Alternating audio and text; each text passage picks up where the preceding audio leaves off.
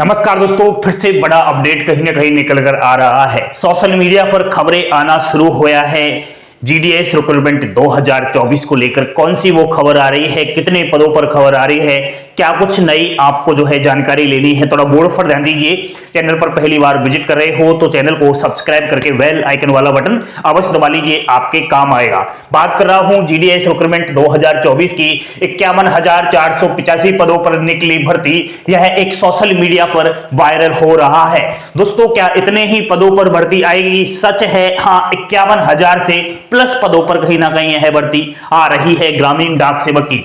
लेकिन दोस्तों, फेक खबर है। यहां पर फेक खबर आना शुरू हो गया है, हलचल हो चुकी है। जब जब फेक खबरें आना होती है, जब जब कहीं ना कहीं ये फेक जानकारियां सोशल मीडिया पर आती है, तो दोस्तों कहीं ना कहीं नई भर्ती बहुत जल्द आ रही है। जल्द नोटिफिकेशन आने की संभावना है और यह नोटिफिकेशन जो आएगा वह है सबसे पहले आपको यही इस YouTube चैनल के माध्यम से ऑफिशियली बताई जाएगा। इसलिए फेक खबरों से बचना है। अभी कोई ऑफिशियली ऐसी पुष्टि नहीं हुई है कि 51,485 पदों पर भर्ती निकाली गई है, लेकिन हां, इतने ही पदों पर भर्ती आ रही है।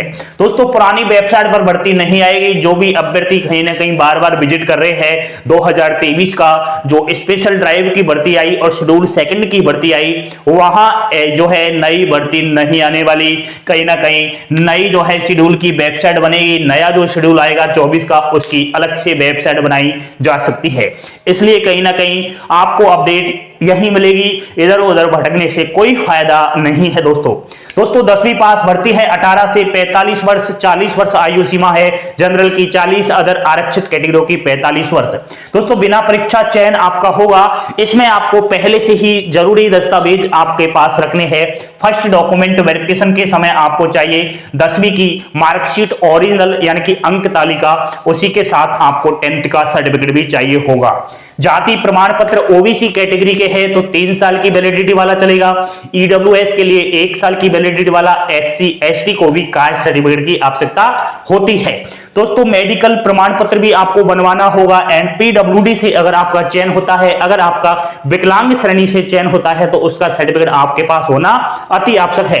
अगला, आधार कार्ड को अपडेट कर लेना। आपका नाम पता बिल्कुल सही होना चाहिए। जेंडर चेंज किया है तो उसका सर्टिफिकेट, जन्म प्रमाण पत्र यानी कि बर्थ सर्टिफिकेट, यदि 10वीं की मार्कशीट में आपका जन्म नहीं लिखा हुआ है तो यह आपको चाहिएगा। अगला दोस्तों, ये फर्स्ट डीबी के समय चाहिए। इसमें 2 प्रकार का डॉक्यूमेंट वेरिफिकेशन होता है। फर्स्ट के बाद सेकंड भी होता है। सेकंड में आपको जो ये फर्स्ट डीबी के समय दस्तावेज मांगे गए हैं वो है सब लेकर जाने हैं, और अन्य कुछ एक्स्ट्रा डॉक्यूमेंट्स की आवश्यकता आप लोगों को होती है। जैसे कि अंडरटेकिंग फॉर्म, यह 4 प्रकार के होते हैं। पहला अंडरटेकिंग फॉर्म कहता है कि आप साइकिल चलाना जानते हो या नहीं जानते हो, तो आपको यस करना पड़ता है। दूसरा अंडरटेकिंग फॉर्म कहता है कि आप जो है मोबाइल या लैपटॉप या फिर जो है कंप्यूटर चलाना जानते हो या नहीं जानते हो, यस करना पड़ता है। तीसरा अंडरटेकिंग फॉर्म है कि जीडीएस के अलावा आय का अन्य स्रोत क्या है, तो आपको वह भी डालना पड़ता है।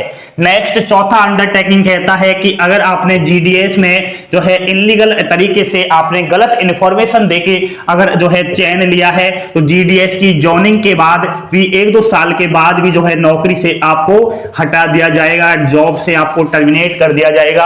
तो ये 4 प्रकार के अंडरटेकिंग फॉर्म ऑफिशियली वेबसाइट पर आपको मिलते हैं।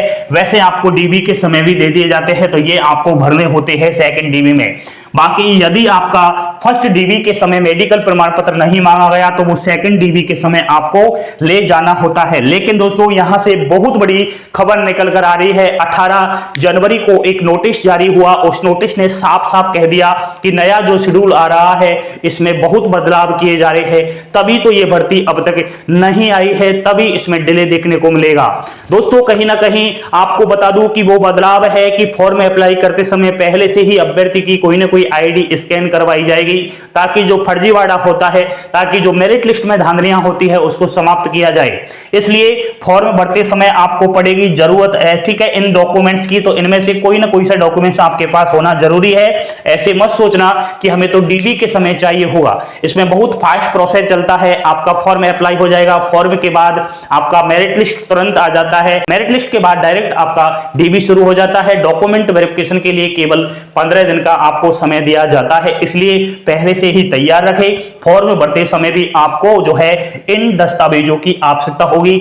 अब मेरा मकसद तो केवल यही है कि फेक खबरें जो आ रही है वो अगर आप देखोगे, बार बार सुनोगे, तो कहीं ना कहीं आपका जो है माइंड अपसेट होगा।